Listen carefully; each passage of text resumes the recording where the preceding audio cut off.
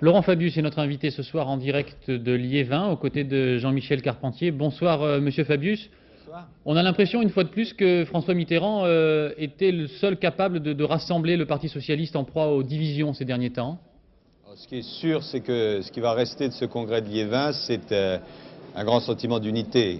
Moi, c'est comme ça que je l'ai ressenti. Il y avait ce matin, dans les interventions de François Mitterrand, énormément d'émotions.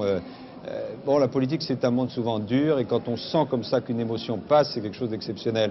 Mais Liévin, ce sera le congrès du redémarrage de l'espoir et le congrès de l'unité. C'est ça qu'on a senti dans toutes les interventions, et c'est un acquis très très important pour la suite. Le président de la République... Oui, pardon Jean-Michel. Le président de la République vous a implicitement demandé de vous engager dans la campagne présidentielle, sous-entendu derrière Jacques Delors. Est-ce que vous êtes prêt, vous, à accorder un soutien clair au président de la Commission européenne, désormais ? Tout à fait, tout à fait.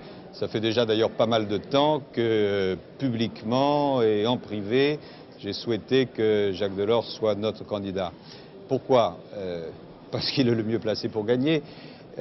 Et je dirais surtout parce que je crois qu'il est le mieux placé pour affronter les problèmes qui vont être ceux de la France dans les 5 ans qui viennent, dans les 7 ans qui viennent. Le nouveau président de la République, une fois que François Mitterrand aura terminé son mandat, aura devant lui surtout 3 grandes difficultés. Les problèmes sociaux, avec les problèmes de l'emploi au premier rang, les questions européennes, et je dirais rétablir un certain sentiment de rigueur et de vertu dans le pays.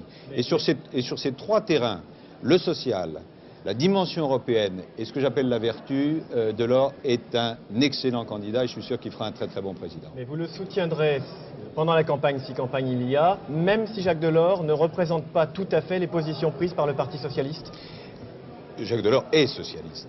Mais en même temps, une élection présidentielle, c'est toujours la rencontre entre un homme et un peuple. C'est-à-dire qu'il développera les idées qui sont les siennes.